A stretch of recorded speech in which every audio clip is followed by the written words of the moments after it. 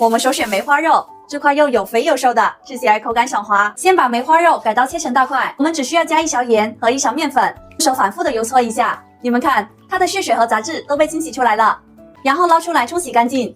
接着放上拍扁的姜蒜、葱段，再来1勺白糖和适量的胡椒粉。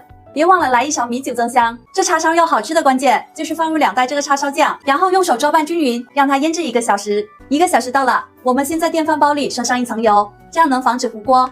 再放上葱段和姜片，把腌制好的猪肉一块块的摆进去，碗里剩下的腌料汁也一起倒进来，煮50分钟就可以啦。